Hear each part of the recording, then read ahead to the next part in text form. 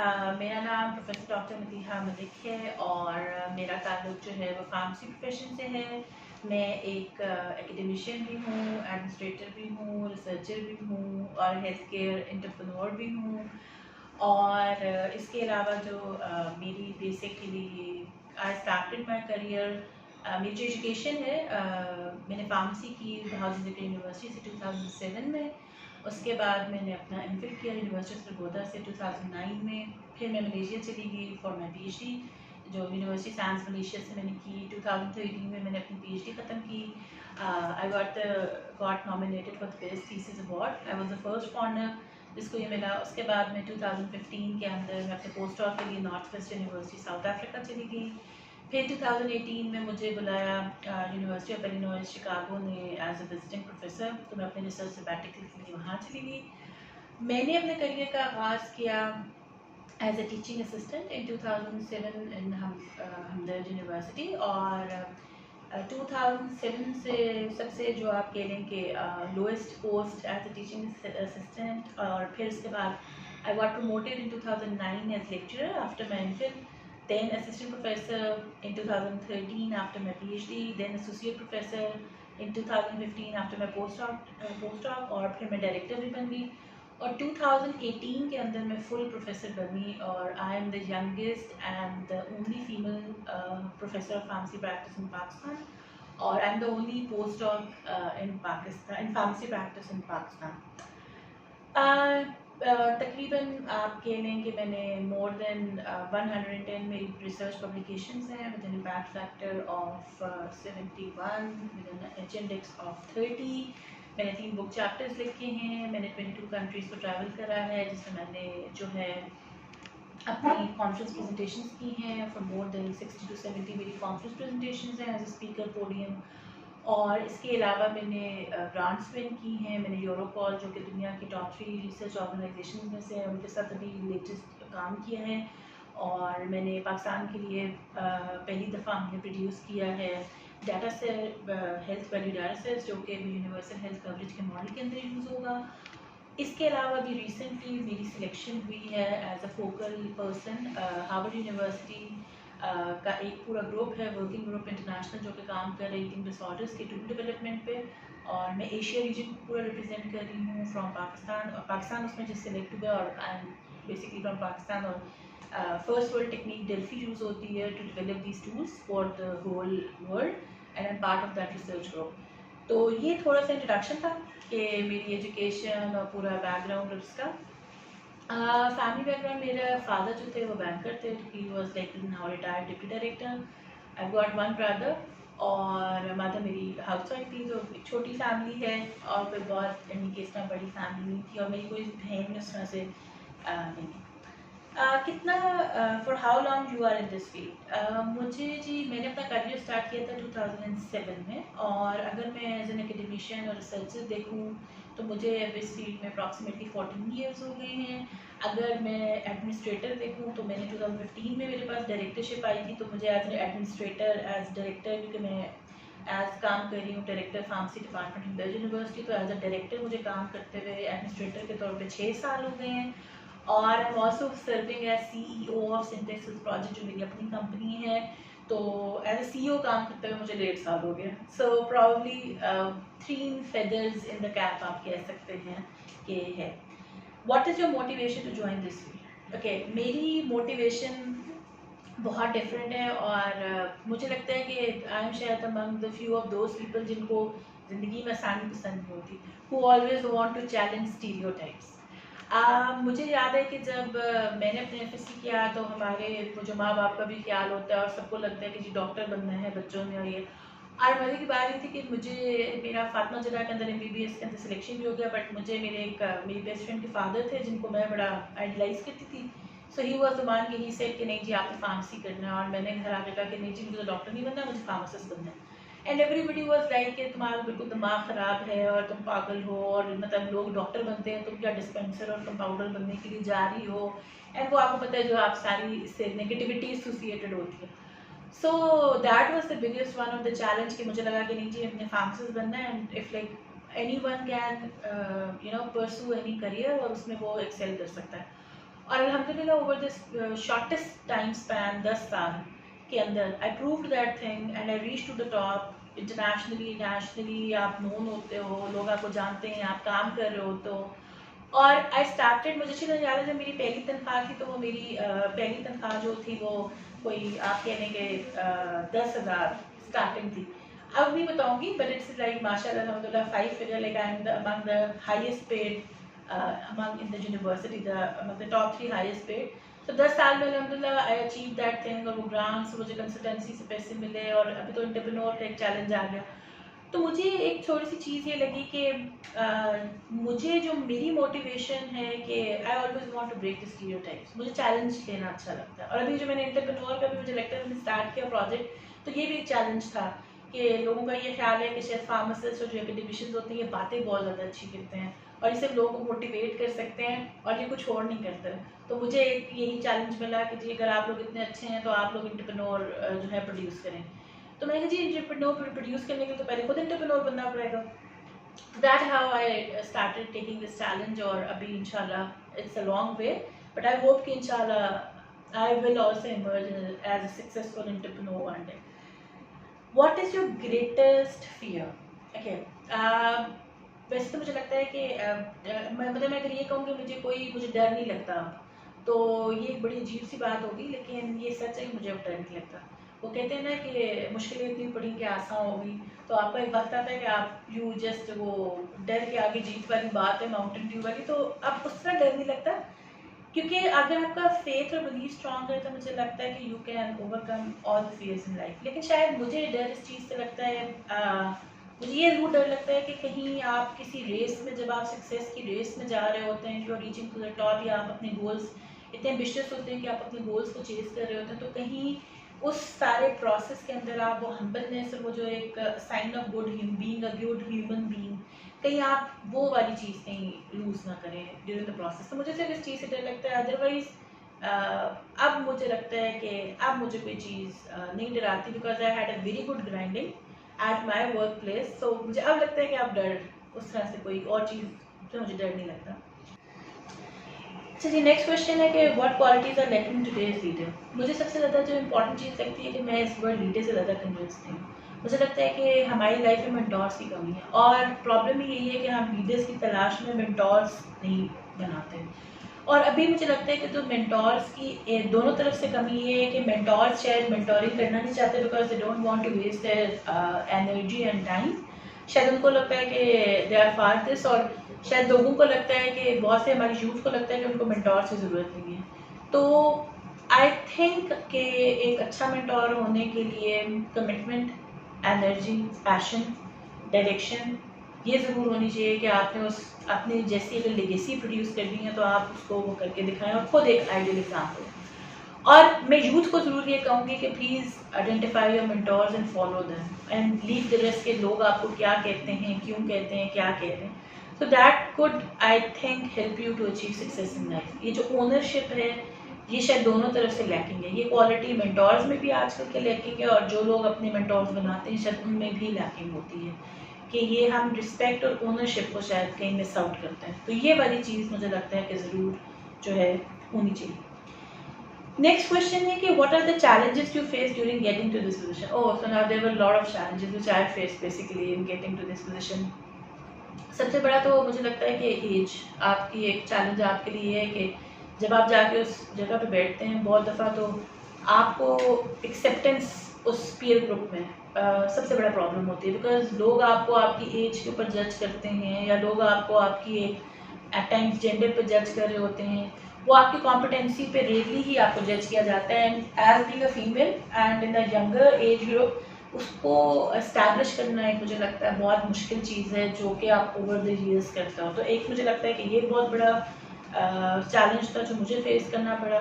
Secondly, अगर आप बहुत स्ट्रेट फॉरवर्ड हैं और अगर आप बहुत ब्लंट हैं और आपसे हिपोक्रेसी नहीं होती, you can not manipulate good, तो एक और प्रॉब्लम ये है कि शायद मे बी इस वजह से भी आपको बहुत सी चीज़ें फेस करना पड़ती हैं। और मुझे लगता है कि फ्लेक्सिबिलिटी ज़रूर होनी चाहिए आपको लोगों की बात बर्दाश्त करने के लिए और फिर उसको लेट गो करने के लिए। तो ये मुझे लगता है मेन ये 2-3 चीज़ें थी जो मुझे फेस मैंने बहुत ज़्यादा की अपने करियर के अंदर, और लेकिन but still I also had a very good support also. शायद यही रीज़न थी कि मैंने इन बैरियर्स को जो था फिर ओवरकम भी किया। From home to inspire from, okay. वैसे तो अगर मैं ये कहूँ कि मैं कायद-ए-आज़म मोहम्मद अली जिन्ना से इंस्पायर हुआ एज़ बीइंग अ वर्कहोलिक, तो चलें ये तो एक आपकी वो है कि कैंडिड स्टेटमेंट है कि most of the people are inspired. लेकिन I have my mentors in life, और मेरे जो सबसे बड़े मेंटोर हैं my boss who was my first boss and till date he is my boss, professor doctor Azhar Hussain. He is the one जो मुझे लगता है कि आई वाज रियली इंस्पायर्ड। और उसके बाद अगर मैं अपना मैंने एडमिनिस्ट्रेशन और जितनी प्रोफेशनलिज्म सीखा है, ही वॉज माई मेंटोर। और अगर मैं एकेडमिक अपनी आपको मेंटोर के बारे में बताऊँ जिनसे मैं इंस्पायर थी, तो he was doctor Azam Ansari. He is among the top three professional और researchers in the world known for qualitative research, and I really wanted to work with him। and मुझे आज भी याद है कि उनके साथ हमारी ट्रेनिंग इस तरह की होती थी कि रात को 3:30 बजे भी हम अलार्म लगा के सोते थे, और उनकी मेल आती थी कि if I am up and working, why the hell you people are sleeping, so get up and work and meet me at 7 in my office. So एक वो inspiration, and he was the man क्योंकि he did his PhD in like 32 years internationally, सबसे youngest, and I wanted to do it in 30 years कि मैं एक वो मैंने set किया हुआ था। और he had like 300 publications और 100, तो he is basically I was inspired by him, and he is the one जो मेरी इंस्पिरेशन है academically उसके अंदर। One thing which makes you proud, मुझे लगता है कि जितनी भी आपकी अचीवमेंट्स होती हैं वो उसमें बहुत ज़्यादा जो फैक्टर है वो गॉड गिफ्टेड होती हैं, क्योंकि अल्लाह ताला आपको वो इज़्ज़त दे रहा होता है। वरना शायद हमसे बेहतर लोग होते हैं जो बहुत अच्छा काम कर रहे होते हैं, बट जिससे रिवॉर्ड नहीं होती, उनको रिवॉर्ड नहीं मिलता। एक चीज़ अच्छी जिस पे मुझे लगता है I am proud is that at least I know that I am contributing, और मतलब अपनी रिसर्च के ऊपर। सेकेंडली मुझे सबसे अच्छी चीज़ अपने बारे में ये लगती है, I have very clear and defined goals and action plan to achieve those goals. और मुझे ये लग रहा है कि प्राउड तो नहीं, लेकिन मैं शायद इस चीज़ पे मुझे अच्छा लगता है कि आई नो कि आपने नेमतों का शुक्र कैसे अदा करना है, क्योंकि अगर आप किसी भी नेमत को जंजीर नहीं डालते तो वो नेमत अल्लाह ताला आपसे ले लेता है। तो आपको पता होना चाहिए कि आपने नेमत को कैसे जो है वो जंजीर डालनी है, और नेमत को जो सबसे बेस्ट जंजीर आप डालते हैं वो शुक्र से डालते हैं। तो I think that is the thing which I am most proud of, that I know कि मैंने नेमतों को जंजीर कैसे डाल ली। एंड आई ऑलवेज से कि आप लोग भी ये चीज़ ज़रूर सीखें ज़िंदगी में। What problems does your business solve? Syntax Health Project basically एक रजिस्टर्ड ऑर्गेनाइजेशन है जो कि हेल्थ एंड एजुकेशन पे काम कर रही है। हम basically as a service entrepreneur, business entrepreneur और कम्युनिटी एंटरप्रेन्योर के तौर पे काम कर रहे हैं। हमारी ये वर्टिकल ऑर्गेनाइजेशन, हम वर्टिकल हायरार्की में काम कर रहे हैं। हमारी ऑर्गेनाइजेशन रजिस्टर्ड है as a contract research organisation with drug regulatory authority of Pakistan, and we are the first CRO of Pakistan led by a female pharmacist in the history of Pakistan। अभी तक पाकिस्तान के अंदर 10 खाली CRO 70 साल के अंदर खाली रजिस्टर हुई हैं, जिनमें से we are one of them। हम जितनी भी क्लिनिकल ट्रायल्स और असिस्टेंस और इस तरह के फार्मास्यूटिकल डेवलपमेंट के प्रोडक्ट्स के ऊपर हम सर्विसेज प्रोवाइड करते हैं। इसके अलावा हमारी बिजनेस लाइन है जिसके अंदर हमारे 2 ब्रांड्स हैं। मैडी स्किन केयर जो कि हमारा एक ऑर्गेनिक ब्रांड है, हमने 3 लाइन्स उसमें लॉन्च की हैं। हमारी फेस की लाइन है जिसमें हमारे मास्क, हमारी फेस वॉश, सोप्स और डिफरेंट हमारे पास क्रीम्स वगैरह हैं। हमारी हेयर लाइन है और हमारी बॉडी लाइन है, और अब हम अपने ऑर्गेनिक कॉस्मेटिक्स भी इंशाल्लाह फ्यूचर में लॉन्च कर रहे हैं। और इसके अलावा हमारा क्लोथिंग ब्रांड है जो कि धागा के नाम से, एंड हमने एक वो सोल्यूशन दी है कस्टमाइज प्रेट वेयर, जैसे हम ईटिंग डिसऑर्डर्स पे काम कर रहे हैं तो वी एड्रेस के लोग जो बहुत स्किनी या बहुत अगर फैट हैं तो उनके लिए वो कस्टमाइज कपड़े नहीं मिलते, तो we are there to provide that. और हमने एक स्टीरियोटाइप तोड़ना है, कोशिश की है वेट स्टिग्मेटाइजेशन को और बॉडी शेमिंग को। तो हमारे जितने भी एम्बेसडर्स हैं वो सारे एक आम खवातीन हैं जो कि है, और हमारा नोशन उसके अंदर ये है कि size does not matter. Community service के तौर पे हमारा एक प्रोग्राम पेशवा है जिसके अंदर हम वुमेन एम्पावरमेंट पे काम कर रहे हैं थ्रू आवर डिफरेंट प्रोग्राम्स। और इसके अलावा हम एक women resource health care professional resource hub generate कर रहे हैं जिसमें हम पूरी डायरेक्टरी बना रहे हैं female health care professional researchers की, और उनके लिए हम पूरा मेंटरिंग प्रोग्राम्स स्टार्ट कर रहे हैं। तो that is what basically syntax is doing. What your company values.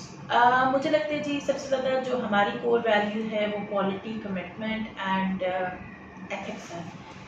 किसी भी कंपनी के अंदर अगर ये 3 चीज़ें उसकी वैल्यू में हैं तो I think there is no, I don't feel any doubt कि वो प्रॉस्पर क्यों नहीं करेगी। और I think as an individual जहाँ आप काम भी कर रहे हैं, अगर आप में एज अ प्रोफेशनल ये 3 चीज़ें हैं तो it helps you get successful in life. What do you think which is new emerging field for girls? I think technology एक ऐसी एरिया है जहाँ पे गर्ल्स अभी काफ़ी कम है एंड आई थिंक दैट्स वहाँ पे गैप है जिसको लड़कियों को आगे जरूर फिल करना चाहिए। नो डाउट अभी जैसे वेमेन टेक वाले हैं और मैंने देखा कि 70% इज लेड बाय फीमेल्स और it makes me really feel very proud कि females are you know software developers now, they are website developers, they are doing amazing work. But I think still there is a gap कि technology area के अंदर हमारे पास एक ऐसी भी gaps हैं जहाँ पे फीमेल्स को आना चाहिए। एस्ट्रोनॉट्स बनना चाहिए फीमेल्स को, इंजीनियर्स बनना चाहिए। हमारी जो जितनी भी मिथ्स और वो है ना कि जी फीमेल्स कोई काम नहीं कर सकती है, मुझे तो लगता है पुलिस के अंदर फीमेल्स को ज़रूर आना चाहिए, ट्रैफिक पुलिस के अंदर फीमेल्स को ज़रूर आना चाहिए, क्योंकि जब तक हम इस तरह के स्टीरियोटाइप्स को तोड़ेंगे नहीं, हमारी सोसाइटी एजुकेट नहीं होगी, वो माइंड सेट ब्रेक नहीं होगा। सो आई थिंक कि ये कुछ एरियाज हैं, कुछ फील्ड्स हैं जहाँ पे गैप्स हैं और फीमेल वर्कफोर्स रेशियो के अंदर और they can fill in the gaps. From where a naive person can get started. अच्छा, from where naive person can get started, मुझे लगता है जी सबसे पहले तो आपके पास पैसे होने चाहिए थोड़ा सा। ये जो लोग भी आपको कहते हैं ना कि आइडिया पे बिजनेस हो जाते हैं, ये सब बहुत गलत आपको कहते हैं। Please don't listen to them because I have been experience this और मैंने लोगों की ये बातें सुनी और मुझे भी उससे बड़ी मोटिवेशन हुई, हाँ जी मैं तो जाकर चांद को झंडा गाड़ दूंगी। तो ऐसा बिल्कुल नहीं है।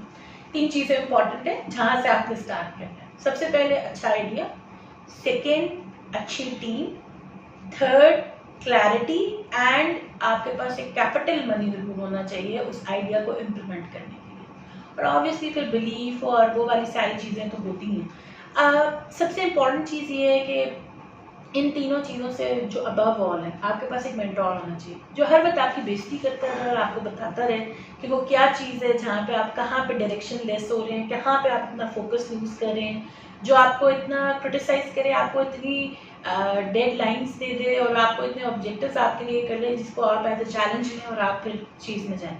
लेकिन आई थिंक ये सब चीज़ें इंपॉर्टेंट हैं और डेडिकेशन तो है ही है इंपॉर्टेंट, बट स्टिल मुझे लगता है मनी ऑल्सो मैटर्स। तो अगर आप लोग कहीं स्टार्ट, अगर आप उस चीज़ को सस्टेन करना चाहते हैं, ऑल्दो आप पैसे के बगैर चीज़ स्टार्ट जरूर कर लेंगे बट आपको सस्टेनेबिलिटी का जरूर इशू आएगा और फिर आप उस शख्स को ढूंढेंगे जिसने आपको पहली दफ़ा कहा था कि जाएँ और जाके शुरू कर दें बगैर कुछ किए। तो प्लीज़ कोई भी चीज़ करने से पहले, इवन आप अगर मैं कहती हूँ कि गोलगप्पे की रेडी भी लगा रहे हैं तो डू योर होमवर्क, अपनी मार्केट को ज़रूर स्टडी करें, अपने रिसोर्सेज को ज़रूर स्टडी करें और उसके मुताबिक अपने आइडिया को प्लान करें और एग्जीक्यूट करें and then sky is the limit, trust me. लेकिन ये कुछ चीज़ें आप अपने माइंड में प्लीज़ ज़रूर रखें। Any message for our audience? जी मुझे लगता है रूरल एरिया की ख़वातीन के लिए तो बहुत से लोग काम भी कर रहे हैं और बहुत ज़्यादा मैसेज भी देते हैं। मैं अर्बन पढ़ी लिखी ख़वातीन को मैसेज देना चाहती हूँ। एक मैं सिर्फ आप लोगों को ये कहना चाहती हूँ कि ना इस नोशन को तोड़ें कि जेंडर इक्विटी पाकिस्तान का इशू है। जेंडर इक्विटी हमारा इशू नहीं है, it's how you perceive things. women can do wonder and women in Pakistan are doing wonders.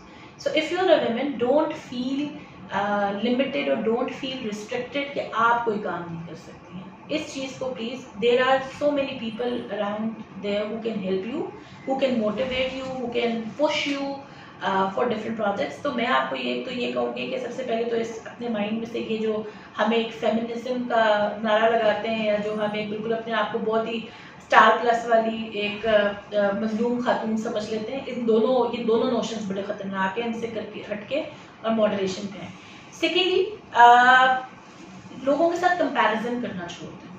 जब आप ज़िंदगी में कंपैरिजन छोड़ देते हैं, क्योंकि हम लोगों की सक्सेस स्टोरीज देखते हैं, हम उनकी सक्सेस को देख रहे होते हैं, हम समहाउ उस प्रोसेस को मिस आउट कर देते हैं जो शख्स उस पूरी प्रोसेस से गुजरा होता है।